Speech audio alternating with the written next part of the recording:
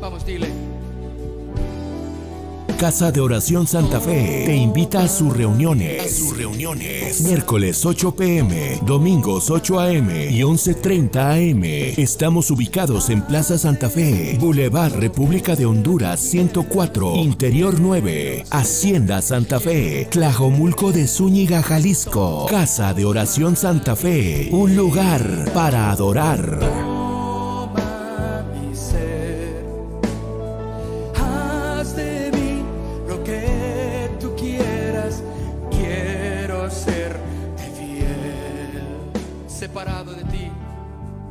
Separado de ti, nada. Como una puerta, aunque la puerta de la entrada, la principal que estaba en el atrio, se le llama la puerta.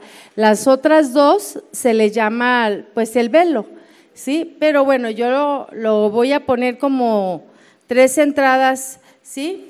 Y vamos a ver cómo este tabernáculo o esta tienda tenía 3 entradas.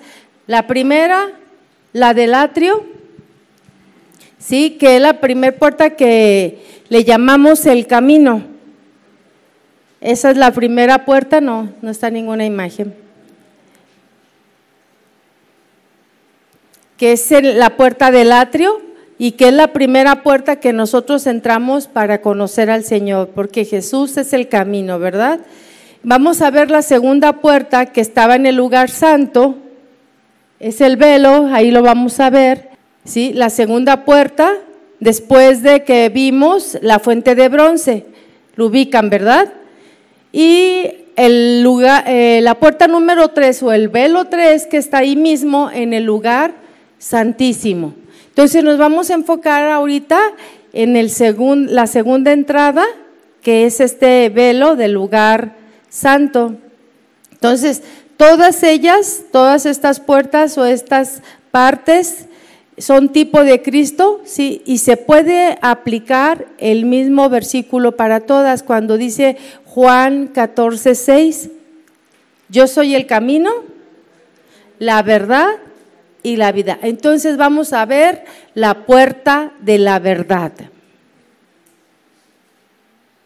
Porque en el atrio Cristo es el camino,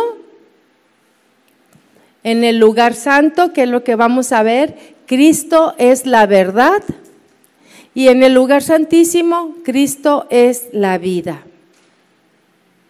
Entonces, podemos entender que el que entra por el camino conoce la verdad, y al conocer la verdad, obtiene la vida de Dios. Lo repito, el que entra por el camino conoce la verdad, y al conocer la verdad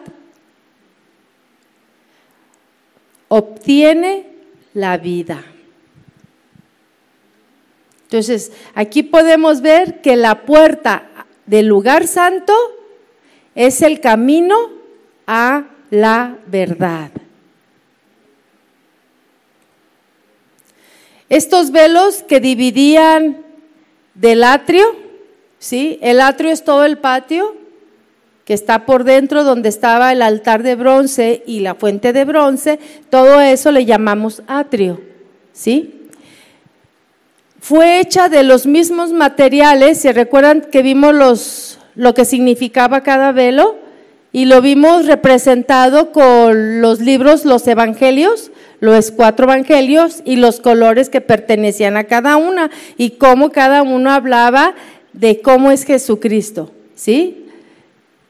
Entonces, estos mismos materiales están en este mismo lugar y en el lugar santísimo. Solamente hay una diferencia: en el lugar santísimo había ángeles en el velo, y en los otros 2 no había ángeles, querubines más bien.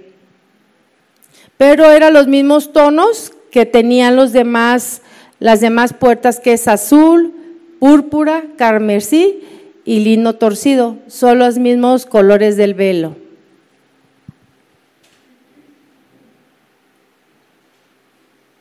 Cuando dice la Biblia que era de obra primorosa está hablando de que era bordado y de que era entrelazado cada color, y eso habla de la unidad que tenían, el carácter de Dios de un color y otro, por eso estaban unidos, ¿sí? Y estaban hechos con bordados para unir todos los tonos.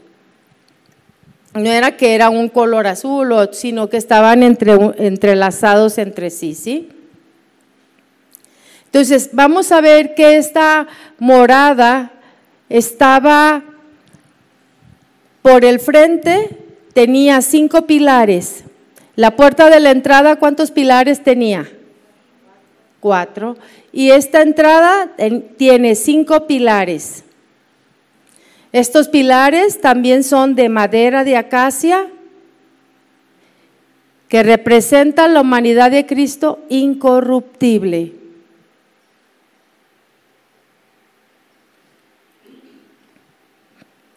También estos pilares eran cubiertas de oro. Madera de acacia, sí, que representan la humanidad de Cristo incorruptible. Recordemos que esta era una madera que no se corrompía, ¿verdad? Que era muy, muy durable. Y la comparación que hace con la vida de Jesús, que Él tenía una vida incorruptible. Entonces, la madera de acacia habla de la humanidad de Cristo incorruptible y estaba cubierta de oro, que también habla de la divinidad de Cristo. Cada una de estas barras, ¿sí?, o pilares que sostenían, estaban cubiertas de oro y eran sostenidas también sobre basas de bronce. ¿Sí se acuerdan que dijimos que también los de la entrada, los pilares de la entrada estaban puestos sobre basas dice la Biblia, pero se refiere a bases, una base de bronce, y esa base de bronce se refiere a la justicia de Cristo. Toda la obra redentora que Dios hizo en ese lugar está basado sobre la justicia que Jesús hizo por nosotros, ¿sí? No es porque nosotros somos buenos por nuestras propias obras o porque me lo merecía, no es por eso, es porque la justicia de Cristo lo hizo posible. Es por eso que nosotros podemos entrar a ese lugar y disfrutar de esas bendiciones del Señor. Nada hemos hecho nosotros, nada, para que creamos que ya me convertí en la persona más buena y perfecta, no. Es la misericordia de Dios, como vimos la vez pasada, que por las misericordias de Dios nosotros tenemos esas bendiciones, ¿verdad? Entonces vemos que en estas columnas, ahí vemos 3 diferencias. La columna del atrio, de la puerta del atrio, era más pequeña. Recuerdan que hablamos que era más pequeña que todas, pero el lugar, si ustedes se fijan en algunas proyecciones, es más ancha la entrada. ¿Por qué? Porque es baja, ¿sí?, pero es ancha para que todos puedan entrar. Entonces, entre más caminamos hacia Jesús y entre más caminamos en la vida de Dios, más angosto se hace el camino, porque la demanda que el Señor nos pide es mayor. Si tú quieres servir, si tú quieres llegar a un liderazgo, si tú quieres ser un siervo del Señor, el Señor te va a demandar más de tu vida, ¿sí? Tanto en tiempo como en consagración, en todas las áreas de tu vida. Entonces, el camino se hace más angosto. Entonces, esas basas estaban sostenidas, la parte de abajo, sobre la base de la justicia de Cristo. La primera, bueno, ahí no se mira bien, pero la Biblia dice otra cosa. Investigué y traté de buscar imágenes de acuerdo como dice la Biblia, pero no los encontré. En la segunda, que es la que estamos viendo, dice que su base es de bronce y su capitel es de plata. ahí aparece que también es de bronce. En la otra dice que es la del lugar santísimo, su capitel es de plata y su base es de oro. Entonces se los voy a dar los versos de una vez. Ahorita lo busco rápido, para que haya esa diferencia, y me basé más bien en la Biblia porque buscando imágenes no concordaba, y aparte la Biblia habla, todo lo que está comentando lo habla del santuario, de lo de adentro hacia afuera, ¿sí? No lo habla como yo lo estoy enseñando de afuera hacia adentro, es como nosotros percibimos la verdad de Dios. Entonces ahí en el Éxodo 26, por favor. Perdón, Éxodo 27 es donde está. A ver, es que estoy aquí un poco. Es que está hablando aquí, 27, 17 habla de todas las columnas alrededor.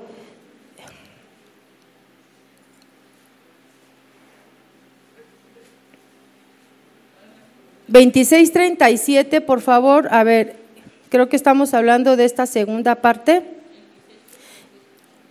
Y harás para la puerta del tabernáculo una cortina azul púrpura, carmesí, lino torcido, obra de recamador. Y harás para la cortina 5 columnas de madera de acacia, estamos hablando del lugar santo, ¿sí? Las cuales cubrirás de oro con sus capiteles de oro y fundirás 5 basas de bronce sobre ellas. Ok, y estamos hablando sobre la del lugar santo, ¿verdad? Entonces, toda la columna se cubrirá de oro, sus capiteles en la parte de arriba, se cubrirá también de oro y fundirá 5 basas de bronce para ellas. ¿Sí queda claro? Ahí está, ¿no? Una parte. Sí cambia las bases y los capiteles. Los de la entrada eran de bronce, los capiteles, y arriba eran de plata. Aquí nos dice que sus capiteles, eran de oro, la parte de arriba, y sus basas de bronce. Bueno, le vamos a dejar, y el tercero lo dice en el verso 32, 26:32. Y lo pondrás sobre 4 columnas de madera de acacia cubiertas de oro, sus capiteles de oro sobre basas de plata. No está igual. Sí está igual, perdón. La que tengo como la del atrio, luego se las doy porque creo que me equivoqué aquí, creo que está hablando las columnas que están alrededor del atrio.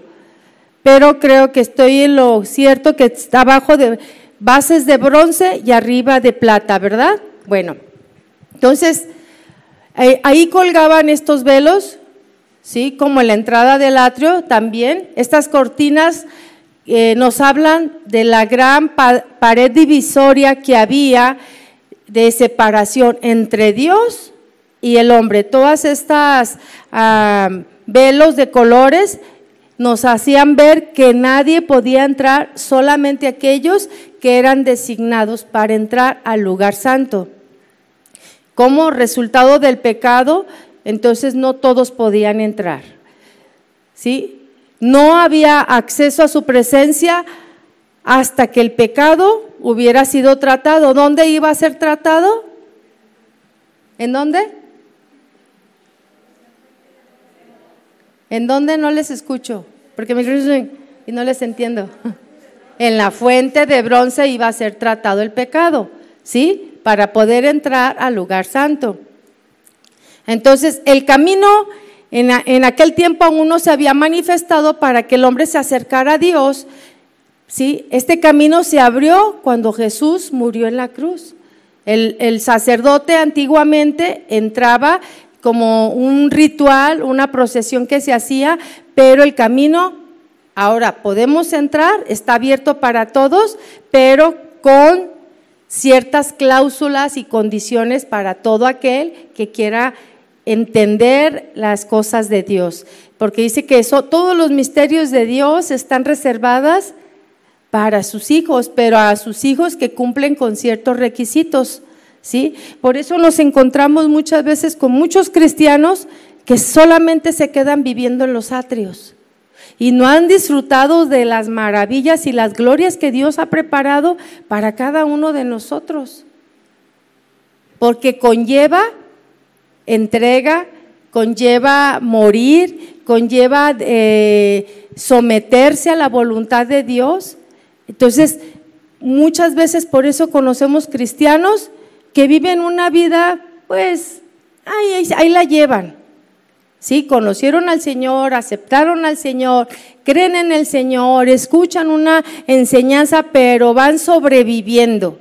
Pero el Señor quería que nosotros fuéramos mucho más allá y que conociéramos toda la verdad, no solamente de conocimiento, sino que tuviéramos una experiencia con la verdad de Dios. Lo vamos a ver en los muebles que vamos a estudiar, que estaba la mesa de los panes en ese lugar santo, estaba el candelero y estaba el altar del incienso. Entonces ese lugar nos habla de comunión.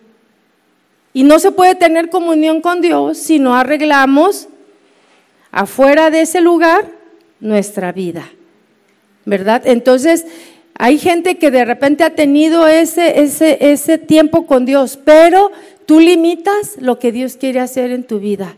¿Por qué? Porque puede haber enojo, rebeldía, o tú lo ves ya después como que, ay no, ¿para qué tanto? ¿Qué fanática? Eso no… Sí, ¿han visto gente así? Qué fanático, pero ¿para qué tanto?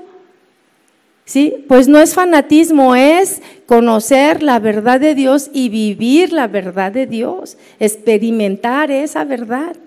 Y muchos ahí están en los atrios viviendo. Sí, Dios bien padre, pero otras personas que sí han entrado a ese lugar vienen y te cuentan maravillas.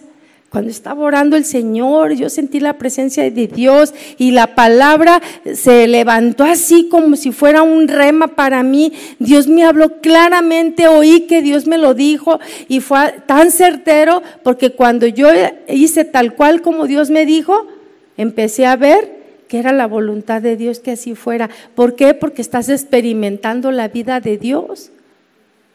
Y cuando tú oyes a esas personas hablar, tú dices, ay, ¿qué comiste? ¿Te hicieron daño los tacos? No, porque esa persona está viviendo en otro nivel. Tú de repente dices, no, yo ya, la música del mundo ha muerto para mí. No tengo ningún sentido en escucharla. Y cuando tú ves gente que conoce al Señor y que tiene muchos años y que para ellos es muy normal, ¿pero qué tienes? Música clásica. Pero mira, ve, escúchala, no dice nada malo esto. ¿Me entiendes? Ellos viven en otro nivel, están en los atrios, porque no han entendido la verdad de Dios.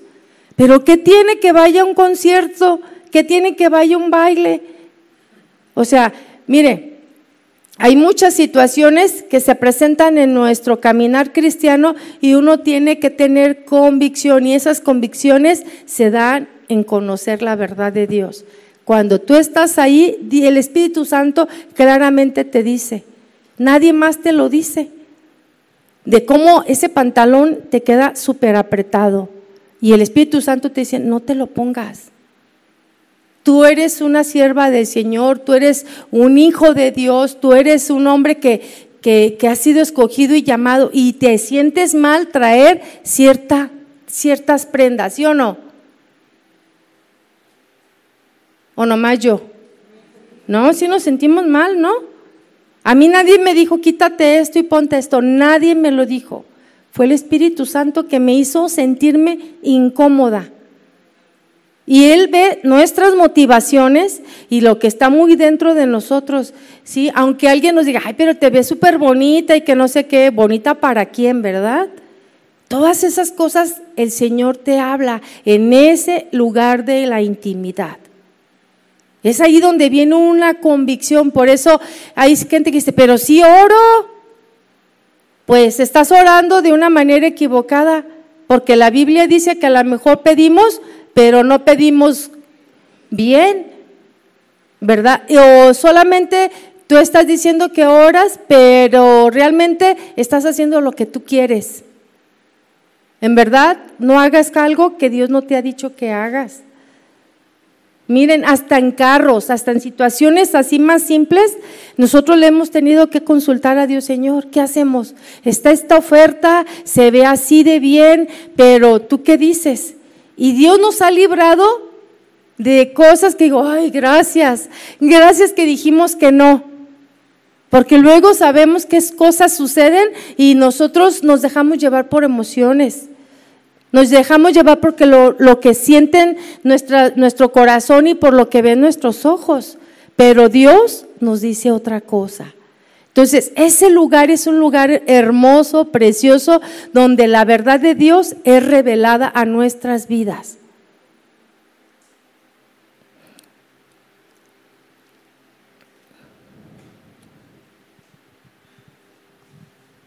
Entonces, las basas de bronce en esos pilares o en esa puerta simbolizan el hecho de que solo porque Cristo llevó el juicio del pecado por nosotros, podemos entrar a la presencia de Dios. Repito, las basas de bronce en esa puerta simbolizan el hecho de que solo porque Cristo llevó el juicio del pecado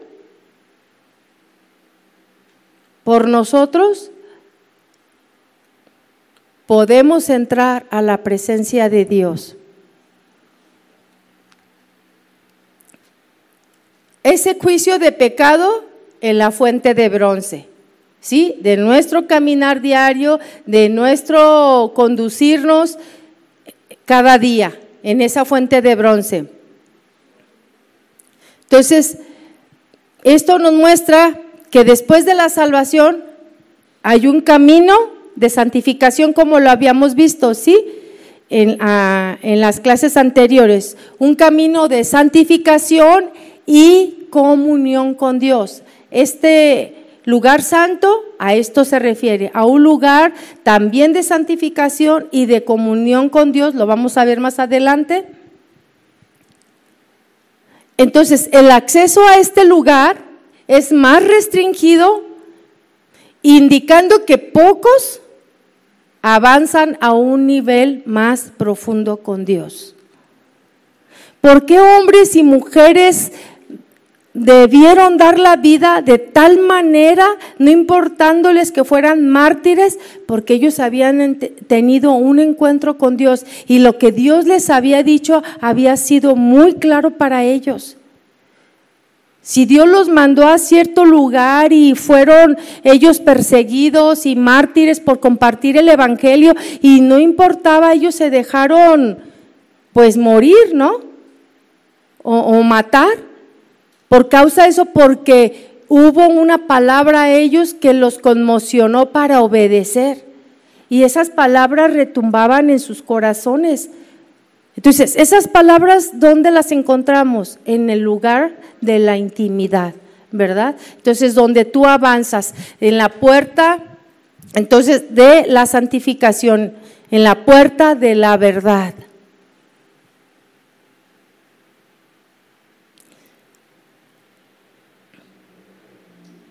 Entonces, la puerta del atrio era más ancha, como lo dijimos hace rato, que las demás puertas. El acceso era abierto a la salvación para todo aquel que cree.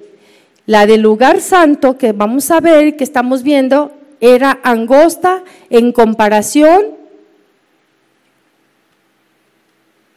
a la del atrio y solo era acceso a los sacerdotes. Esto quiere decir aquellos que ya se habían consagrado con anticipación. Entonces quiere decir que el evangelio de la gracia es para todos, ¿sí? Para todo el mundo. La puerta ancha es para todos, pero la puerta del lugar santo, los privilegios y las bendiciones de la comunión que podríamos tener con Dios en ese lugar, solamente es para el pueblo que ha sido ya redimido y que se ha consagrado. Por consiguiente, la puerta es estrecha por eso.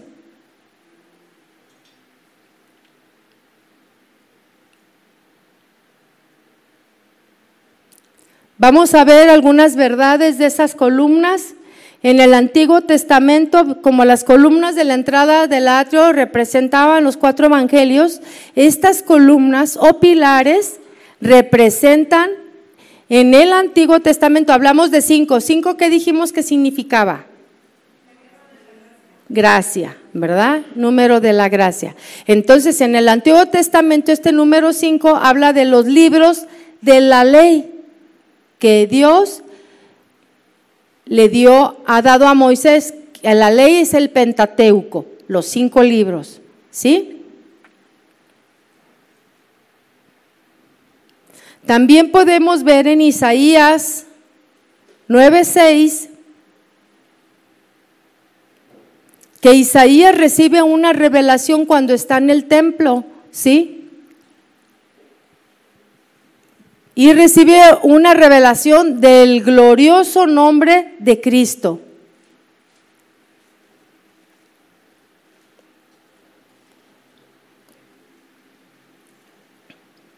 Extendido a 5 nombres que le dio.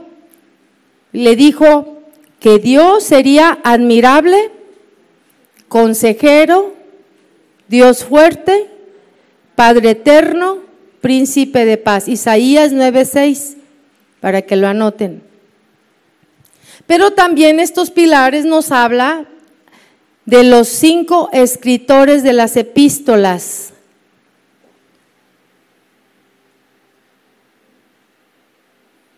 Pedro, Pablo, Santiago, Judas y Juan. Pedro, Pablo, Santiago, Judas y Juan. Cuyo ministerio de ellos es particularmente a los creyentes. Ellos hablan a los creyentes, no hablan a los que no conocen a Dios. Está hablando, esas epístolas hablan a los que ya creemos en Él, ¿sí? Y este era un ministerio para la iglesia primitiva, que sostenían la gloriosa persona del Hijo de Dios.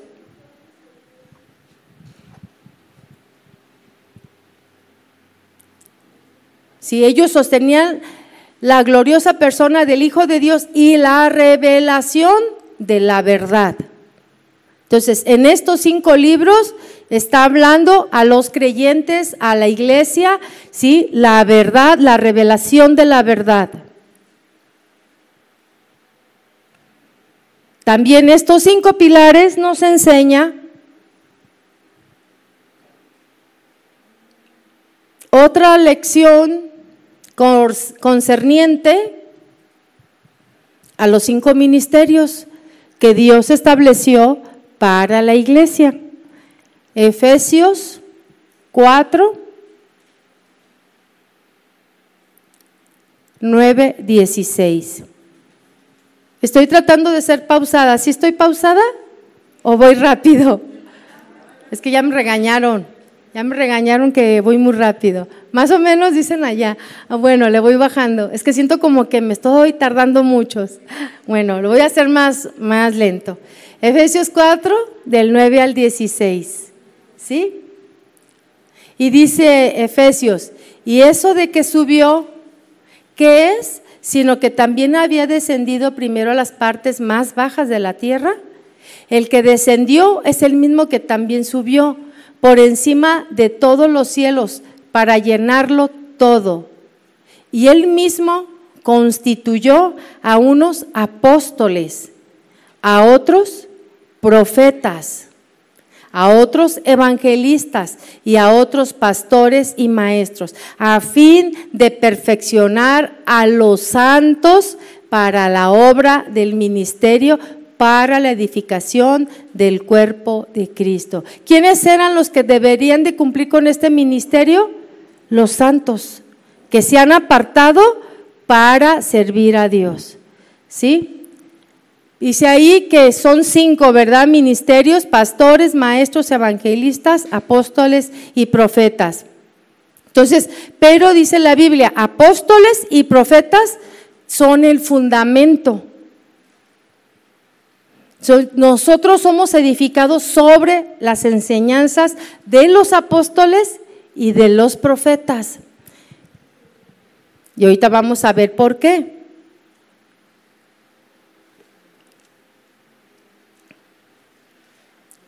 Siempre me hice esa pregunta porque decía, no, los pastores son primero, pero tiene un orden y vamos a ver por qué lo tiene. ¿Sí? Efesios 2:20.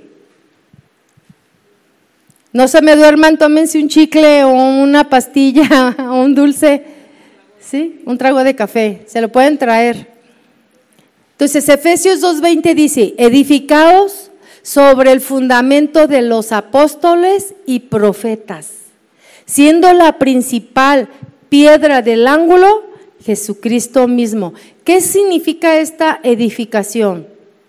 ¿Sí? Bueno, primeramente que Jesucristo es la piedra angular de toda la obra, de todo el proceso, ¿sí? Y de toda enseñanza. Entonces, en la construcción, la piedra angular es la base sobre la cual se sostiene un edificio, ¿sí? Aquí es Jesucristo. Jesús es el fundamento principal de la iglesia. No fue una enseñanza X de los apóstoles, no, fue la enseñanza que Dios les dio a ellos para enseñarla. Primera de Corintios 3:11.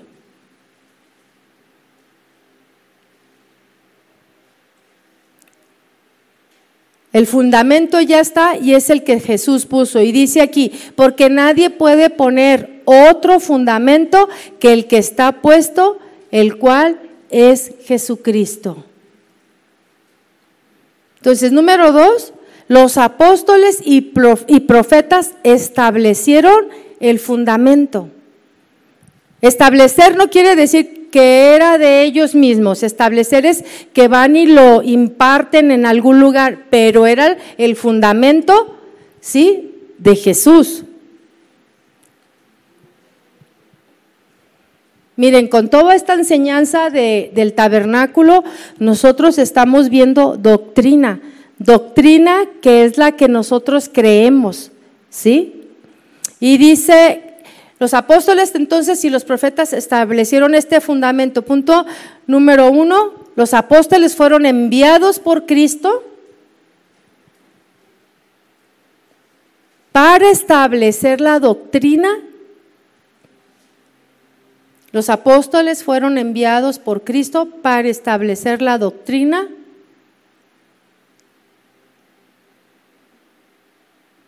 y expandir la iglesia.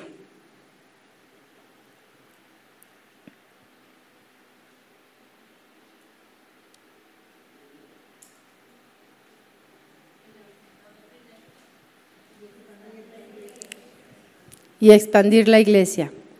Y los profetas, punto 2 o punto B, y los profetas fueron usados por Dios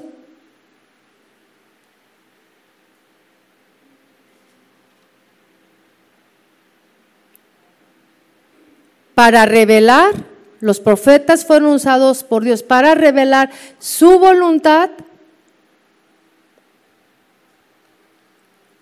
antes y después de Cristo.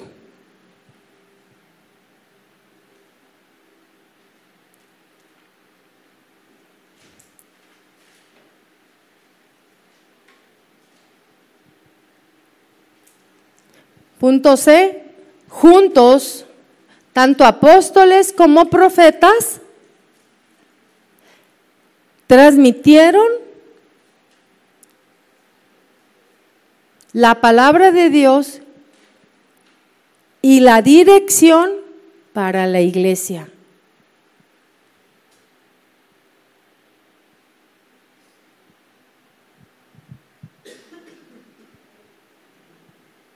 Por eso en Efesios 2:20, por eso nos dice, edificados sobre el fundamento de los apóstoles y los profetas. Ellos hablaron estas palabras que estamos estudiando, ¿no?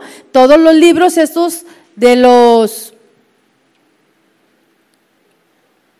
las epístolas donde están hablando a la iglesia, ese fue el fundamento que el Señor dejó para todos nosotros. Toda la verdad, pues. Efesios 2:20. Entonces juntos transmitieron la palabra y dirección para la iglesia. Entonces estos ministerios son muy importantes, pues son las columnas que sostienen a la iglesia. Entonces en una iglesia deben de funcionar todos estos ministerios, dice la Escritura.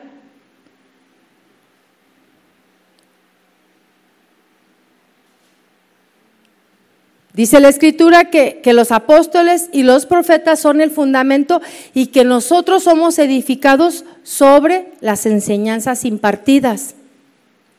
¿A fin de qué? Perfeccionar a los santos para la obra. A fin de perfeccionar a los santos para la obra, pero también para la edificación del cuerpo de Cristo. Entonces, por esta puerta solo podían pasar los sacerdotes para el servicio. Aquellos que ya se habían consagrado, aquellos que estaban enteramente limpios para poder entrar a su presencia y conocer la verdad de Dios y disfrutar de esa intimidad, ¿sí?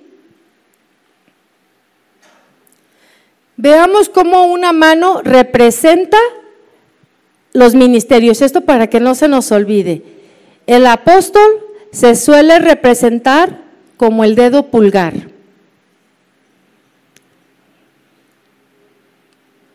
Por eso cuando decimos así, decimos apóstol. No se crean. ¿Mande? Más vale, ¿verdad? O raite, no, apóstol. Entonces el dedo pulgar se representa como el apóstol, así como el dedo pulgar toca los demás dedos, ¿sí?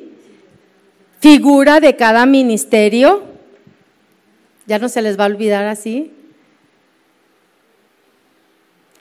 Entonces un apóstol toca al maestro, toca al ¿qué? Al evangelista, al pastor y al profeta, ¿verdad? Entonces el apóstol es el que pasó por todos los demás ministerios. Ya ven que hoy se suele, ya como por grados, ¿verdad? Ya no soy pastor, soy apóstol. Se oye mencionar en algunas iglesias. El apóstol supervisa el resto del ministerio de la iglesia.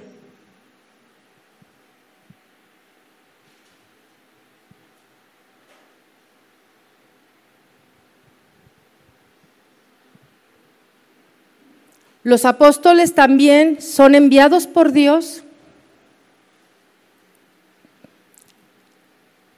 plantan iglesias,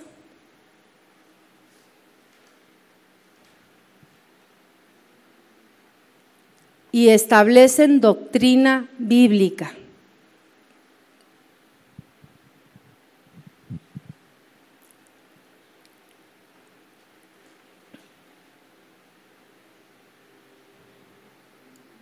Los apóstoles dan dirección y gobierno espiritual.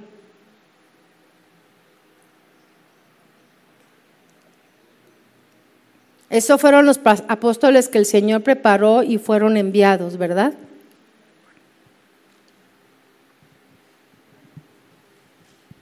El profeta lo representa el dedo índice.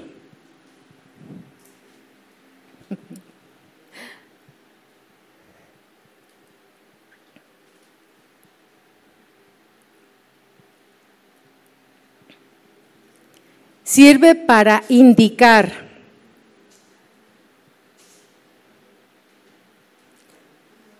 El profeta es el que indica las cosas de Dios.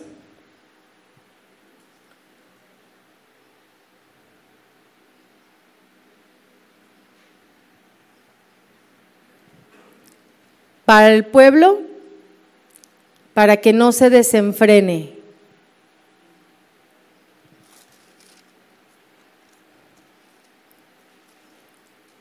Veamos qué dice Proverbios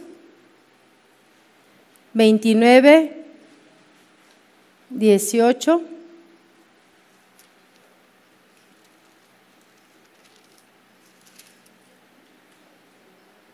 Sin profecía, el pueblo se desenfrena, mas el que guarda la ley es bienaventurado. Entonces, el profeta da revelación y dirección espiritual. Proverbios 29, 18. Los profetas dan revelación y dirección espiritual. Habla la voluntad de Dios para la iglesia.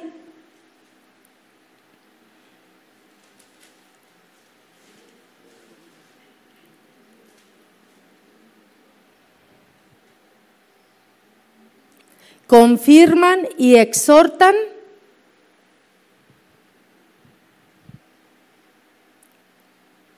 Con base en la palabra de Dios. Siempre que un profeta habla, siempre tiene que ser el respaldo, la palabra de Dios, ¿sí? El evangelista, representado por el dedo mayor, ¿sí? El de en medio, ¿sí? Así como el dedo mayor alcanza cosas que los demás no llegan,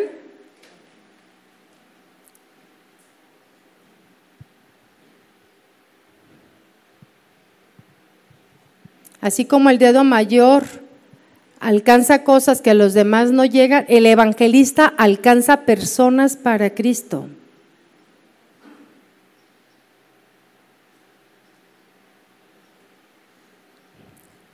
Por lejos que se encuentren de él, y a pesar de que los otros ministerios no puedan de ningún modo lograrlo.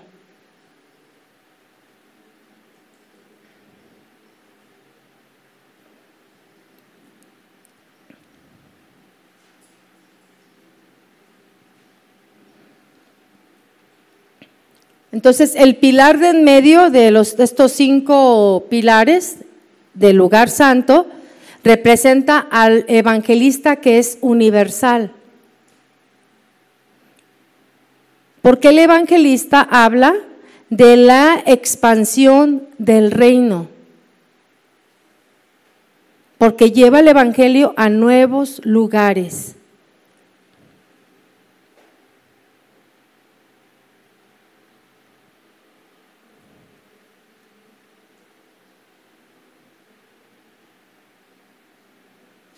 Así como el hermano Ricardo que nos compartió, ¿verdad? Y otros pastores en muchos otros lugares donde son guerrilleros, son tremendos. Recordamos algunos hermanos que conocimos nosotros por medio del pastor Antonio Lázaro, porque él iba a todas esas zonas. Bueno, mi esposo también lo acompañó algunas veces. Muchos años viajaron juntos sobre las sierras de varios lugares de la República Mexicana, y eran lugares donde ellos tienen sus comunidades muy cerradas, no puede entrar gente de afuera reformada, no puede entrar, o sea, ellos todavía así con sus propias ropas, de algunos con solamente taparrabos, sí, que usaban, donde las mujeres eran no tomadas muy en cuenta, solamente para cosas de aseos y cosas de ese tipo. Ellas se sentaban aparte de los varones. En la comunidad cristiana solamente participaban los hombres, las mujeres eran así como que hasta atrás. Ese tipo de detalles. Se bañaban en el río, los hombres por acá y las mujeres acá. O sea, cosas muy chistosas, me decía mi esposo, todas desnudas, pero muy separados, ¿verdad? Pero esa era su forma de vida, ¿no? Entonces, a ese tipo de lugares ellos tuvieron que entrar y ellos recibir el evangelio. Cuando entraba gente así, eran matones. O sea, ya lo traen en la sangre, ese Michoacán, ¿verdad? Ya lo traen en la sangre, porque eran tremendos. Cuando nosotros vinieron a casa de oración, hicieron el pastor, ¿cómo se llama? El hermano Pablo Hunter. Él tenía mucha carga por toda esa gente y recuerdo que se hizo una ¿cómo se llama? El convención, pero ¿cómo se llamaba? Unidos por el Pueblo, ¿cómo? Compañerismo. Y empezamos nosotros a traer esas personas a la iglesia, acá en Colón, y todos los demás servidores hacíamos comida para un montón de gente que venía. Obviamente la iglesia les pagaba el camión, les pagaba todo, pues ellos se hacían del baño en el piso. O sea, ellos no conocían los baños. O sea, yo te estoy hablando de gente así, rural totalmente, no conocían muchas cosas, y ahí andaban los hermanos limpiando los baños, todo el piso, imagínense, y las hermanas haciendo comida para todos ellos. Y bueno, fue tiempos muy hermosos que nos permitió conocer otro tipo de personas. Y ellos, sin saber leer ni escribir, no tenían escuelas ni nada de eso, recibían el evangelio y eran transformados. Después de ser matones o considerados gente grave, ¿no? Gente poderosa en ese momento, en ese tipo de cosas tremendas, y daban su testimonio y se sabían la Biblia, la hablaban así, o sea, solamente de oírla, porque ellos no sabían leer. Fueron tiempos muy hermosos que Dios nos permitió ver y bueno, son iglesias que siguieron creciendo porque se les enviaba. El hermano Pablo a eso se dedicaba, de las misiones de Estados Unidos, recibía de los que ya estaban retirados, recibían su dinero y ellos daban ofrendas. Y el hermano Pablo recibía pacas de ellos, y miren, a muchísimas iglesias él fue un evangelista tremendo que llevó y puso iglesias, se estableció, aunque, fíjese qué tremendo, le costaba hablar bien el español, hablaba todo cucho, todo mocho, ¿sí? Pero sin embargo la dirección de Dios la tuvo y él trabajó incansablemente. Él aprovechó sus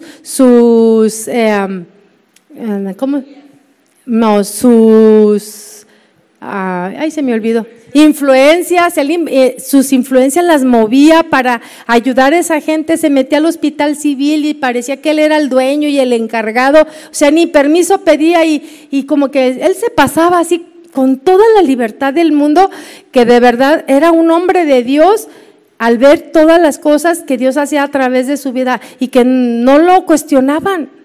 Entraba con el mero y hablaba con él porque era su amigo. Él no andaba ahí por las ramas, o sea, él le creía a Dios y hacía igual en el donde sacan su visa, igual. Él entraba directamente, no cree que hacía las colas de 10 cuadras que se hacían antes, no, él llegaba directamente, pero todo era para ayudar. Todo era para ayudar, o sea, él tenía bien claro su llamado y su manera de hablar no lo limitó en nada. A veces nosotros limitamos a Dios, es que no sé hacer esto, es que Dios, si no hago esto, mire, Dios usó hombres que no sabían nada para deshacer lo que es, ¿sí? Entonces Dios te quiere usar, te quiere poner en un ministerio, te quiere enseñar. Claro que todo eso tiene un precio, ¿sí? Un precio de dar la vida, de consagrarte, de entregarte, de saber la doctrina, la palabra, la verdad de Dios, caminar en ella. Así es que Bendito sea el Señor por esos hombres, ¿verdad? Que Dios ha enviado y que han sido de bendición, fueron de bendición en Chiapas, en Michoacán, en Oaxaca, ¿en dónde más, mi amor? En Veracruz, en Guerrero. O sea, fueron los lugares que ellos visitaban y no le importaba, la camioneta se quedaba kilómetros porque no había brecha, era camino a pie, entre la selva, entre moscos, entre lugares donde había mucha cucaracha, o sea, donde a veces no había comida. Yo un día, ves que mi esposo, veo un libro que él me escribió de todas sus salidas, y yo le decía, escríbeme todo lo que hagas. Y yo recuerdo ahí, esta semana comimos solamente café con plátano, así, porque era lo que ellos tenían, ¿sí? Unos puerquitos que se alimentaban de puras cosas feas,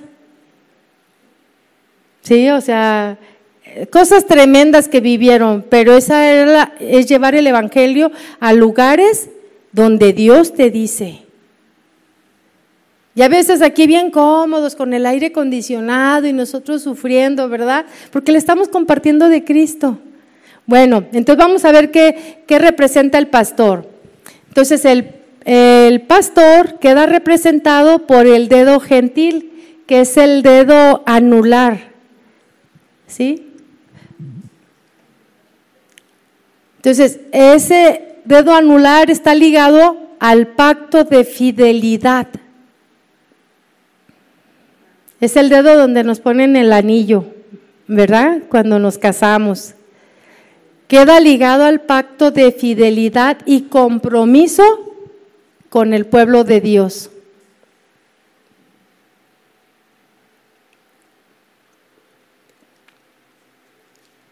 Entonces el pastor es aquel que tiene cuidado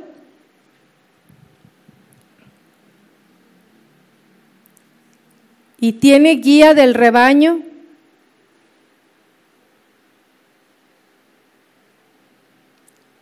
El pastor es el que alimenta espiritualmente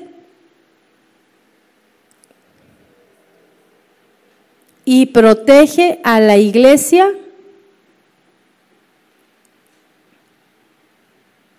de cualquier cosa que se pueda infiltrar, aún de personas, ¿verdad?, que se infiltran hablando cosas que no estamos enseñando nosotros. O que piensan que porque viene de vez en cuando tienen derecho a servir, tienen derecho, no, todo es un proceso dentro también de la iglesia, ¿verdad que sí? Es un orden. Imagínense que usted entra y usted se va para allá a evangelizar y usted se pone a predicar y el otro se pone de consejero ahí, así nada más, porque usted quiere. Ese sería un desorden.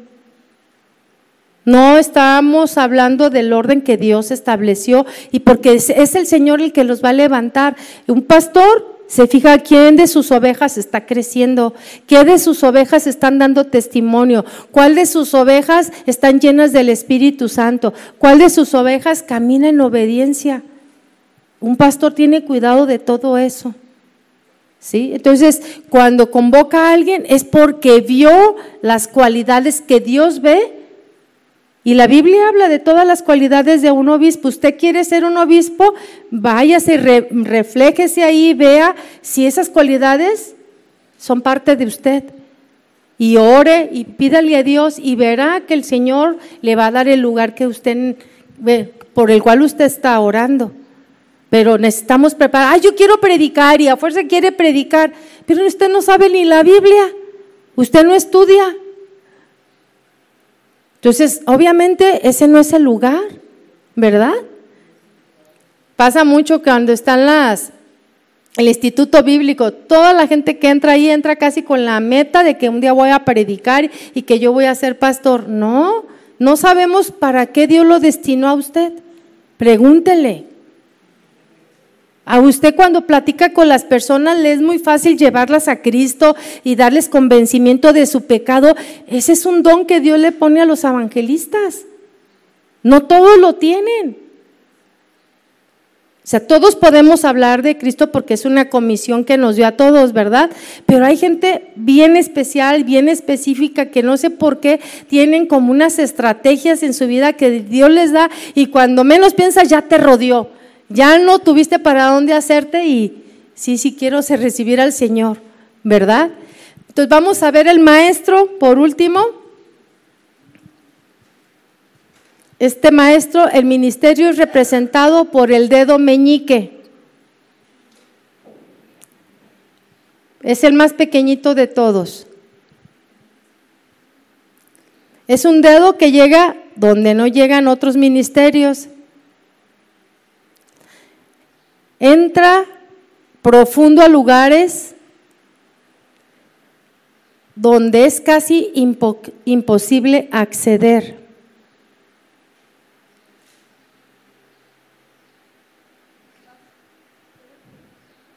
Entra más profundo a lugares donde es casi imposible acceder. Así es nuestro dedo chiquito, ¿verdad? Ese es el que quiere la pomada y le quiere sacar todo, y el dedito entra ahí para sacar todo lo que falta de la pomadita, ¿sí?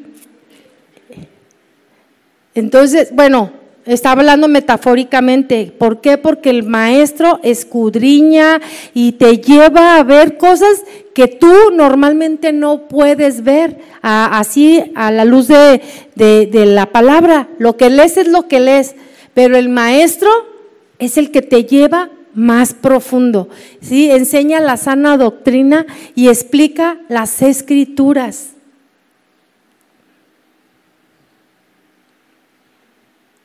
Para que la iglesia crezca en fe.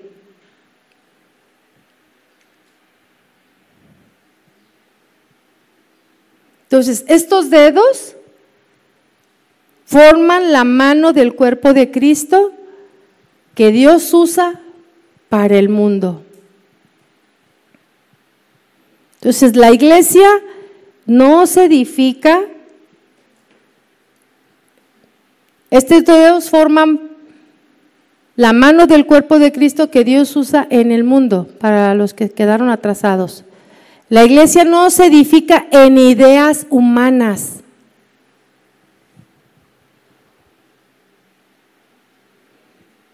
Sino sobre Cristo como fundamento. Sí, la iglesia no se edifica en ideas humanas, sino sobre Cristo como fundamento. Con la enseñanza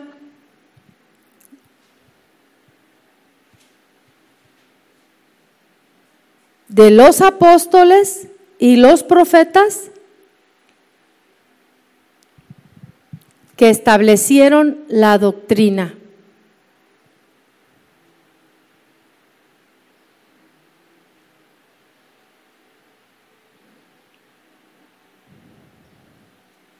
Entonces, hoy estos ministerios, ¿sí?, siguen operando y deben de seguir operando para fortalecer, para guiar, para edificar la iglesia.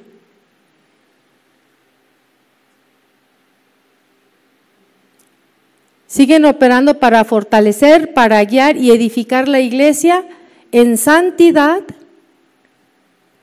y en madurez espiritual.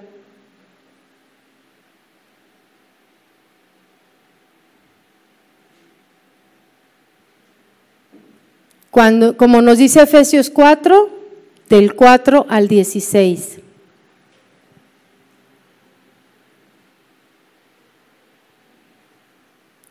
¿Qué nos da como resultado estos ministerios?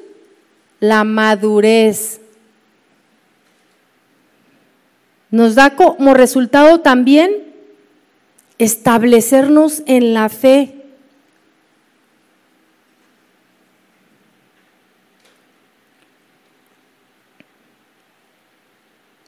Nos da como resultado que estemos afianzados en lo espiritual.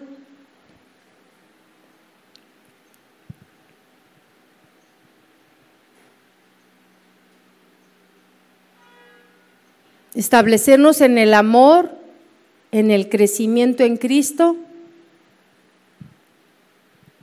Una armonía se compone de diferentes voces, ¿sí? Pero cada una cae en el tono adecuado de manera que se oye hermoso. ¿Estoy bien, Joel?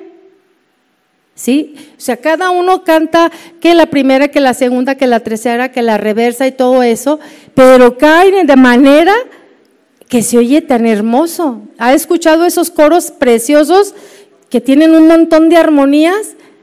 Ninguna se cruzan, todas son suaves y así trabajan los ministerios, de manera armoniosa, que se pueda ver, ¿sí? Ese cumplimiento, que caminan juntos en lo que están haciendo. Dice Efesios 4, 14, 16.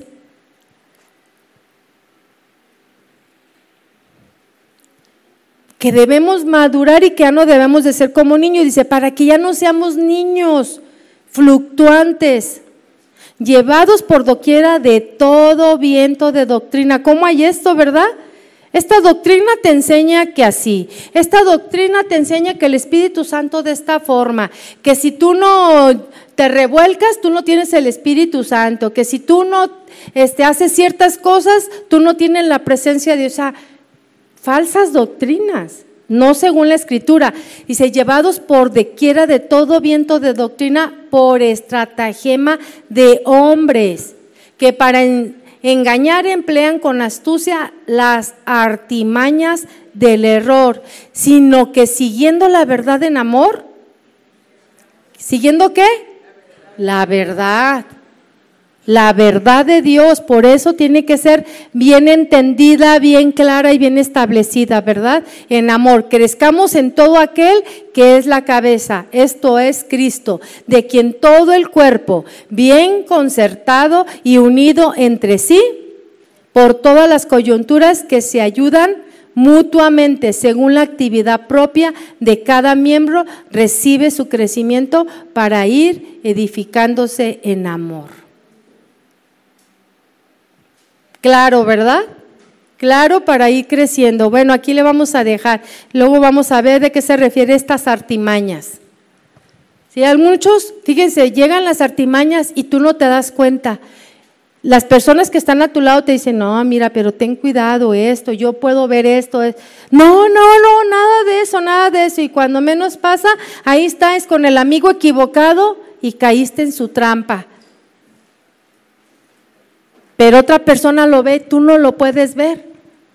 Se ciegan, porque así son las artimañas del error. ¿Qué le pasó a Eva? Fueron artimañas, fueron las artimañas del enemigo, ¿sí? Entonces son disfrazadas, de manera que tú no te das cuenta.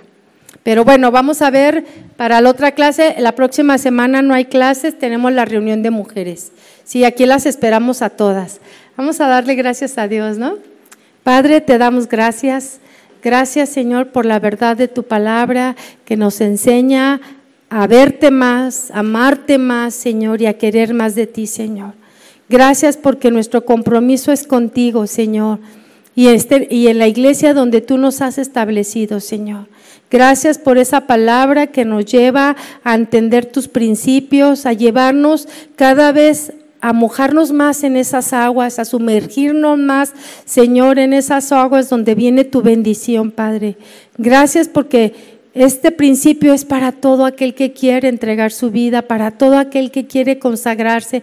Señor, yo te pido que tu Santo Espíritu nos hable a nuestros corazones y lo que nosotros estemos haciendo incorrecto, Señor, no lo permitas, porque sabemos que tú quieres llevarnos a un lugar glorioso, Señor, hasta el lugar santísimo, donde tu gloria era manifestada de una manera indescriptible, Padre. Ahí queremos llegar, Señor, y no permitas que el enemigo, Señor, con sus artimañas nos haga quedar en el camino, Señor. Queremos darte una buena respuesta de todo lo que tú has estado hablando a nuestros corazones, Señor. Queremos crecer en ti, Señor. Queremos crecer como cuerpo de Cristo y darte una respuesta, Señor, en amor a todo ese amor que hemos recibido de parte tuya. Gracias, Señor, por el cuidado que tú tienes de cada uno de nosotros y por tu iglesia en toda la tierra. Te damos gracias por cada uno de mis hermanos que ha puesto este tiempo dedicado para ti, Señor, pero que este tiempo no quede solamente en conocimiento, sino que haya una práctica de lo que tú has hablado a sus vidas, lo que has hablado a cada uno de nosotros. Queremos responderte, Señor, en el nombre de Jesús. Amén. Amén. Vamos, dile. Casa de Oración Santa Fe te invita a sus reuniones. Miércoles 8 p.m., domingos 8 a.m. y 11:30 a.m. Estamos ubicados en Plaza Santa Fe, Boulevard República de Honduras 104, Interior 9, Hacienda Santa Fe, Tlajomulco de Zúñiga, Jalisco. Casa de Oración Santa Fe, un lugar para adorar. Toma mi ser, haz de mí lo que tú quieras, quiero serte fiel, separado de ti, separado.